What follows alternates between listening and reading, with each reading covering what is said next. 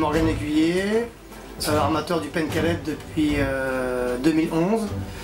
Donc ça fait 10 ans et je suis armateur à Saint-Malo de 3 catamarans fileyeurs à araignées. Sur le port de Saint-Malo, on a été précurseurs, étant donné qu'on a commencé à faire des exercices vraiment en grand, quoi. On faisait des hélitroyages, des évacuations du navire, des hommes à la mer, on a fait des traitements d'hypothermie, on a sauté à l'eau avec les combinaisons de survie. Nous, la première fois qu'on a rédigé le protocole d'homme à la mer de mémoire, c'était en 2012.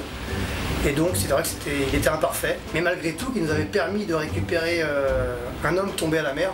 Quand le gars est tombé à l'eau, ils ont aussitôt pris leur disposition, pris leur place. On a récupéré le gars. Donc, effectivement, il portait un VFI, les Boléro, qui étaient les premiers VFI qu'on a pris sur le Pencalet. Et comme on fait les exercices, après on fait souvent des debriefings avec les gars. Ils nous disent ouais, je préférerais qu'on fasse de telle manière ou de telle manière. Et tous les ans, ça évolue et on les peaufine. Donc c'est vraiment l'intérêt de s'entraîner et de le faire régulièrement.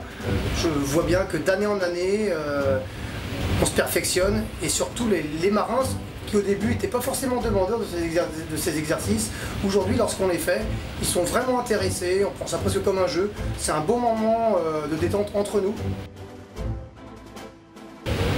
Alors pour ce qui est des améliorations au niveau de la sécurité, on peut quand même noter que les équipements ont vraiment évolué ces dernières années. On nous propose maintenant quasiment tout ce qu'il nous faut.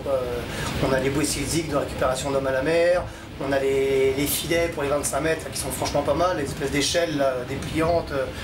Il y a vraiment du matériel, donc c'est intéressant. Pour celui qui s'intéresse à la sécurité et au sauvetage, il y a moyen d'être bien équipé. Donc ça c'est vraiment quelque chose qu'il faut remarquer. Moi j'avais participé donc au projet Moby Dick. On est vraiment super content. Effectivement, c'était une attente qu'on avait.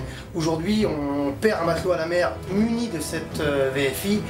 Aussitôt, c'est facile, c'est comme une Game Boy. Le voyant du man overboard de Mob s'affiche sur la cartographie marine, on fait demi-tour, il peut faire nuit, mauvais temps, on sait précisément où il est, nous et les autres navires autour. Moi, pour ma part, j'aimerais être consulté en fait dans les améliorations, des techniques, du matériel. Parce que lorsqu'on fait des exercices, on se rend compte qu'il y a des choses qui ne sont pas adaptées du tout. Pourtant, on a quand même plein de retours d'expérience sur pas mal de choses. On n'est pas parfait, loin de là. Et alors, je pense qu'on aurait pu être consulté pour... ça éviterait des problèmes et ça éviterait des fois de faire des nouvelles générations de VFI qui sont encore une fois pas adaptées. Après, je vous dis, ça fait au moins 12 ans que c'est obligatoire. 12 ans après, on n'est pas encore au top, c'est pas normal. La sécurité des marins, tous acteurs, tous gagnants.